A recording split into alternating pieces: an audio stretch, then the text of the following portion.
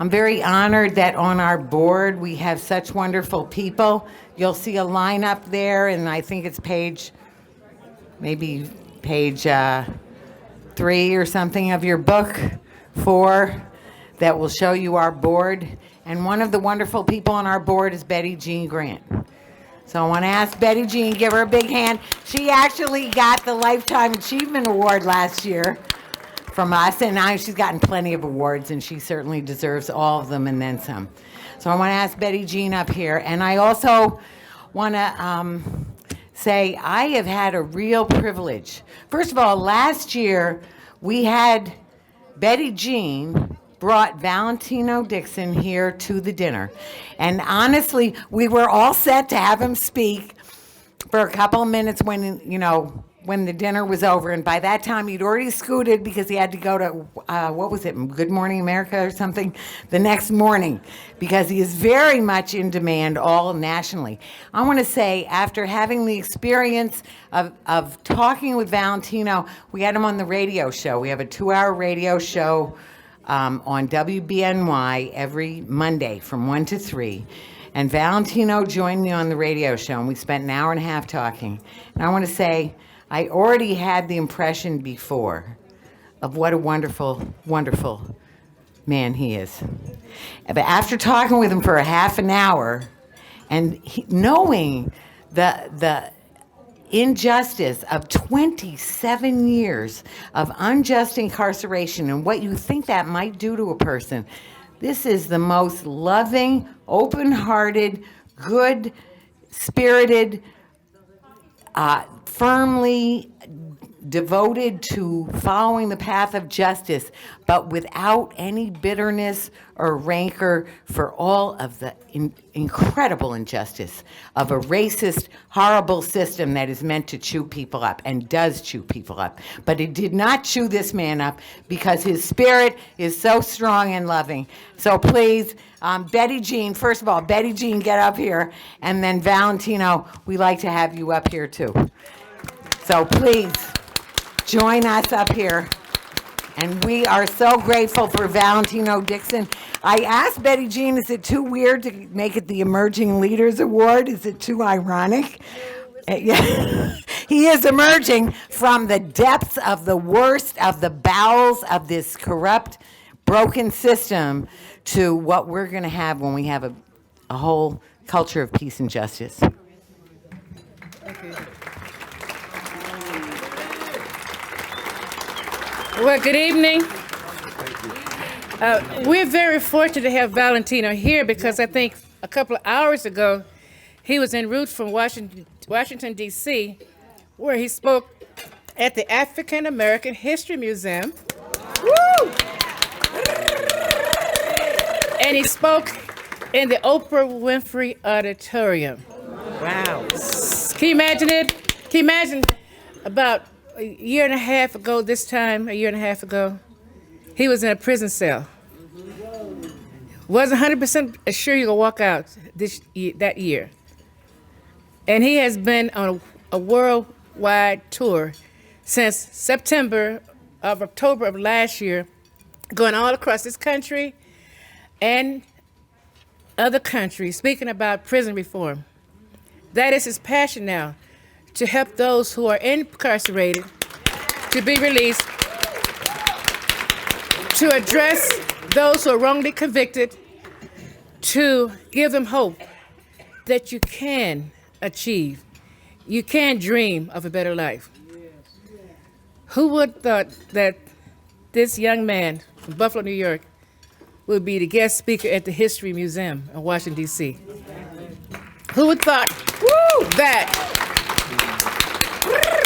you can go to the Birchfield Penny Art Gallery? Yes, you can. On Buff State campus and go to the second floor and see scores of paintings by Valentino Dixon entitled Drawing My Way to Freedom.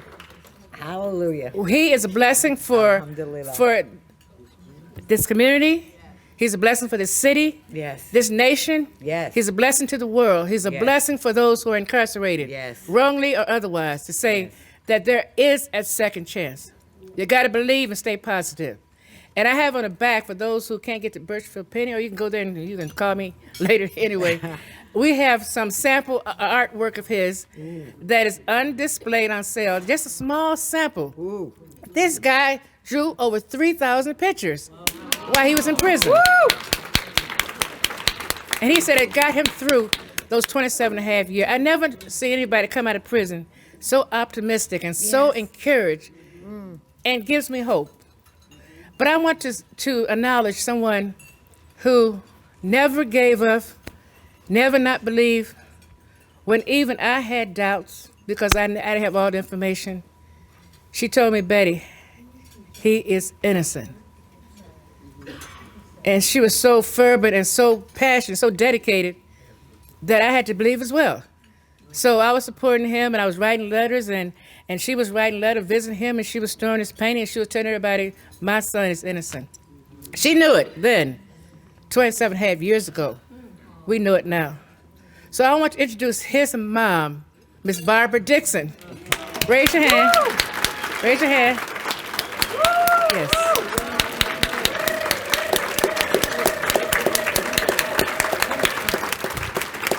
So with further ado, I want to reintroduce you to my mentor. Yes, he is. He can tell me everything I don't know about prison reform, everything I don't know about being unfairly convicted and incarcerated. He can tell me about how I can remain hopeful and positive and how I can help. So I give you Mr. Valentino Dixon, 2019 West New York's Peace Center Emerging Leader. Congratulations.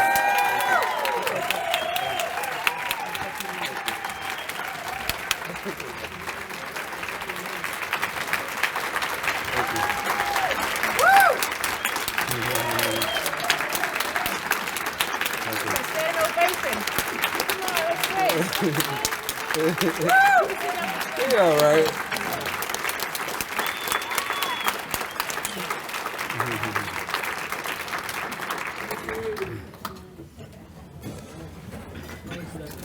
I just want to thank everybody that's here. I'm very humbled and grateful for this honor to receive this award and this acknowledgement. I did spend 27 years in prison for a crime I didn't commit, even though 8 witnesses cleared me and the person who committed the crime confessed to the crime. However, I was poor and could not afford legal representation, and my court-appointed attorney did not call any witnesses or introduce this confession to the jury. So I am not just fighting for those who are wrongfully convicted. I am fighting for those in the judicial system who are poor, because the system is not designed or equipped to give the poor person a fair trial.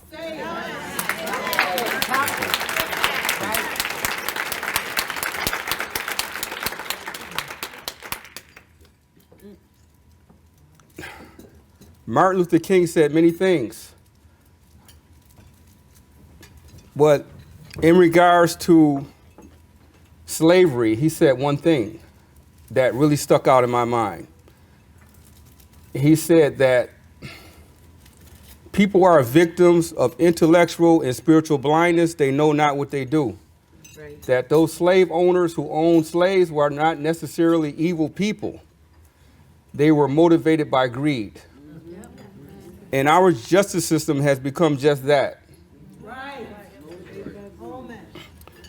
The opportunities, the jobs, the benefits that those that are non-minority is the cause of this system that is not fair, it's not equal, and it's not just. And I'm asking everybody in here to play a part, a small part. It could be a big part, but it could be a small part in writing lawmakers and asking that lawmakers end this mass incarceration. It's, all right.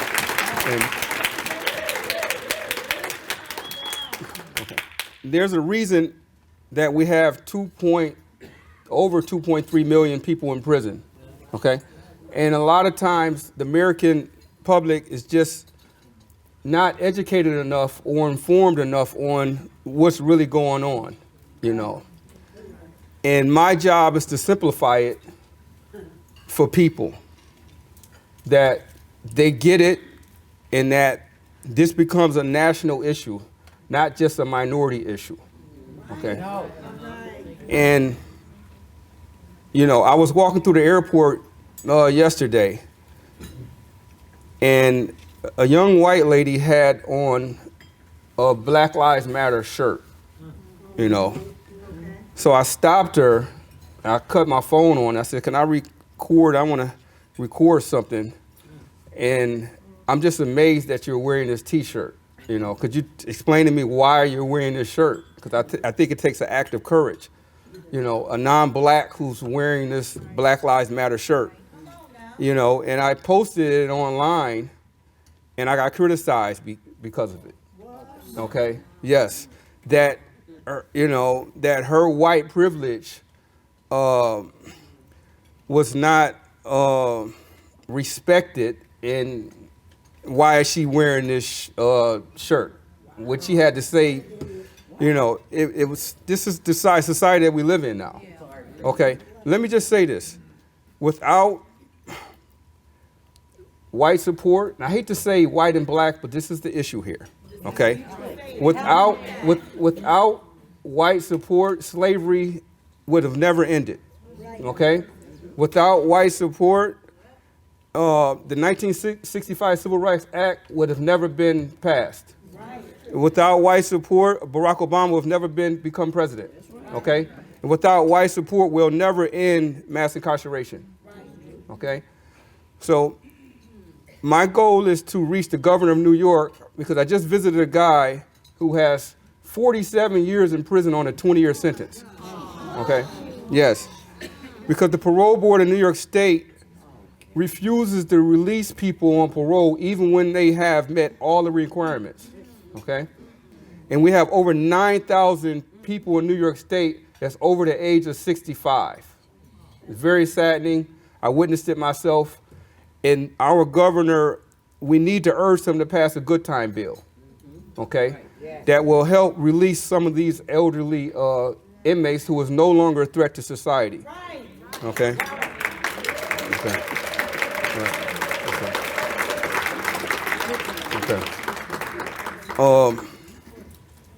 Without holding you guys up any further, we can all just take a moment maybe and send an email to the governor. Yes. In regards to this issue here, and it could possibly save someone's life that's in prison right now. Well said. Okay. All right. Thanks, everybody. I appreciate you. Okay.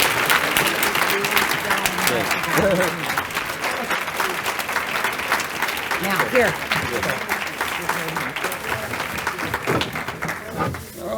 So we do have this for you. Yes. We do have this for you. Okay. Thank you. Love it. We do. All right. No. Wow. Give him another hand.